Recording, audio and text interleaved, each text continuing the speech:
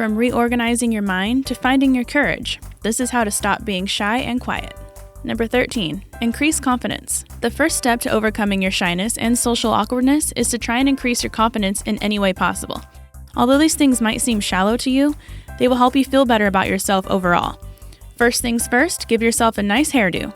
If you're going out for a night on the town, fix your hair more nicely or differently than your everyday style. You can add some curls, tease in some volume, or spike it up using gel. Do things that will make you feel more confident. This goes for other aspects of your appearance as well.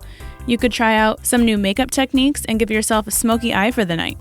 Also, pick an outfit you think you look good in that complements your figure.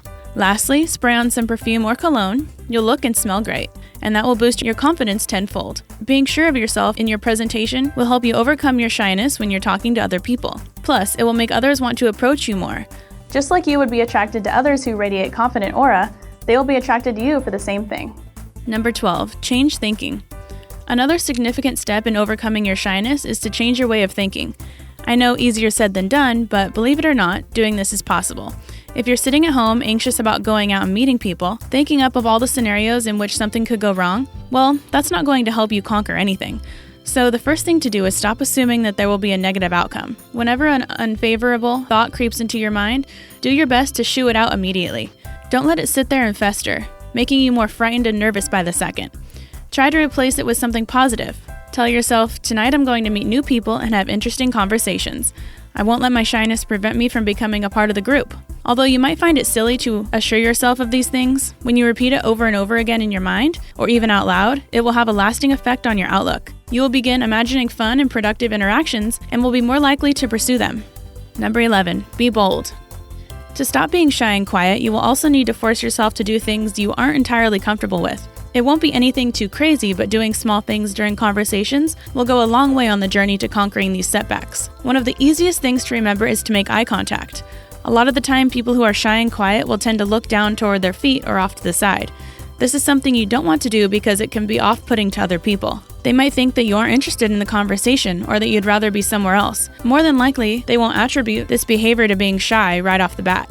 However, make sure you aren't continuously staring at them because that could make them feel uncomfortable as well. Another thing you should practice is using positive body language. Something shy people often do is use standoffish body language.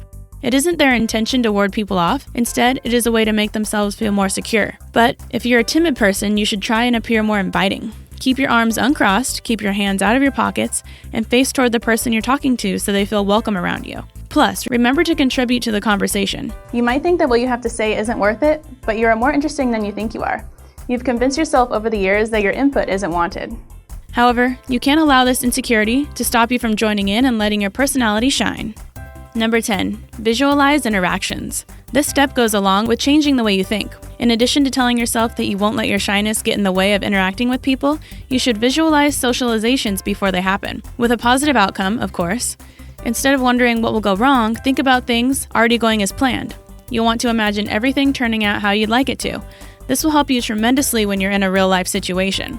Plus, visualizing a favorable ending will allow you to imagine the steps it takes to get there too. Envision yourself being open, using body language, and emitting friendly, welcoming vibes. If you can see it taking place and have the drive to make it happen, then you will be more likely to accomplish it when the situation presents itself. Don't sabotage yourself in your mind before you even make an attempt. It might cause you to give up entirely, and nobody wants that.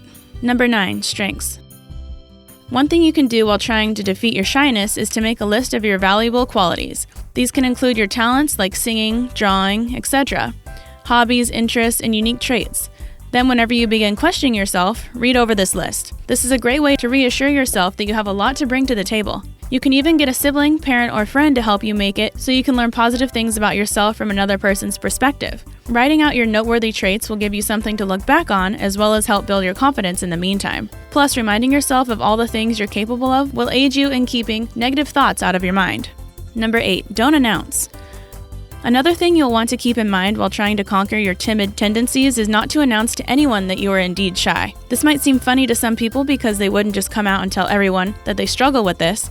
However, it is an easy thing to fall back on when you're presented with a social encounter that you aren't prepared to handle. For instance, let's say you're in the midst of an interaction and somebody calls out the fact that you're blushing. Don't admit that you're a shy person. Instead, say something like, "Yeah, I blush really easily," and brush off the comment.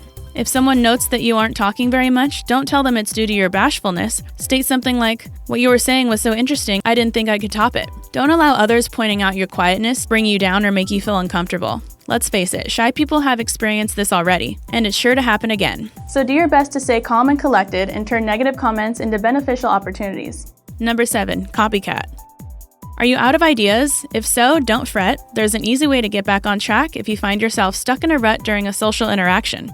Let's say you start a conversation off strong but begin turning inward once you run out of stuff to talk about. Don't panic in a situation like this. An easy thing to do is subtly mimic other people's actions. You can start doing things similar to the person you're talking to. Although you probably want to tense up and cross your arms, observe them instead.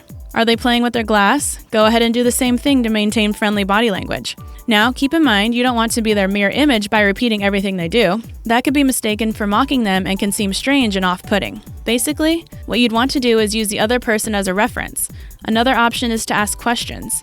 If you run out of things to talk about, ask the person some questions to keep the conversation alive. Plus, people generally like talking about themselves, so this option is a win-win. Number 6, learn why.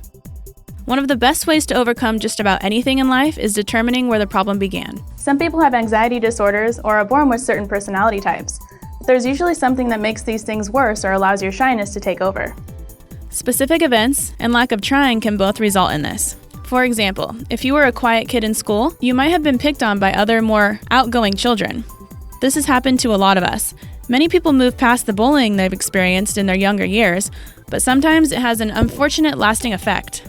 Plus, bullying can even continue into adult years. So practicing indifference regarding the negative opinions of others will aid you as well. Another reason could be that you've never really tried to open up. If you spent your entire life giving in to your timidness, then it has probably become your go-to behavior for the majority of interactions. People don't do this intentionally, of course, but those of us who are naturally inclined to be shy will be more severely affected by past experiences. So realizing what's causing your insecurity is a big step in defeating it. How can you fix something without knowing what or why it is? Number 5, face your fears. This one might seem a bit obvious considering the tips we've already discussed. However, one of the biggest things you need to do is face your fears. This is a step that can't be skipped over. If you are shy, then you are nervous and probably scared to interact with other people. You experience various thoughts and ask questions like, will they like me? What if they don't think I'm interesting? Or what if they make fun of me? These intrusive thoughts are prevalent among bashful, quiet people.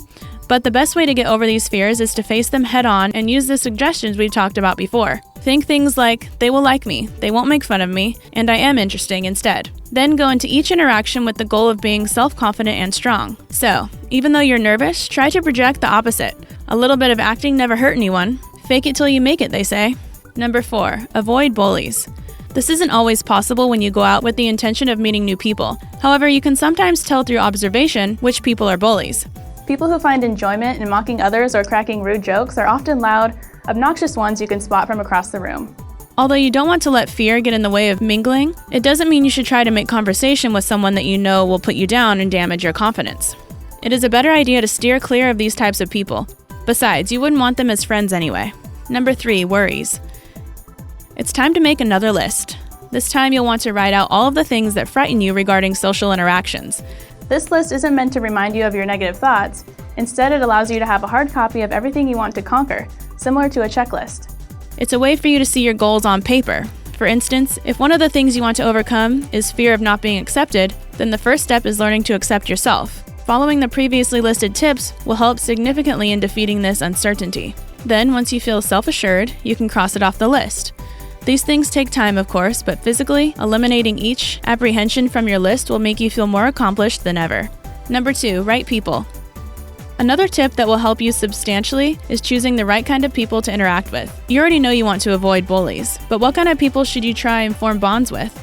Well, this answer is different for everyone. It depends on your interests and other personality traits.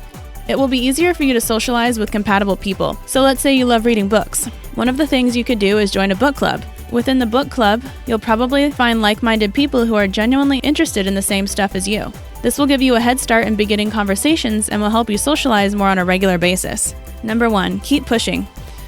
The final thing to keep in mind is to keep pushing no matter what.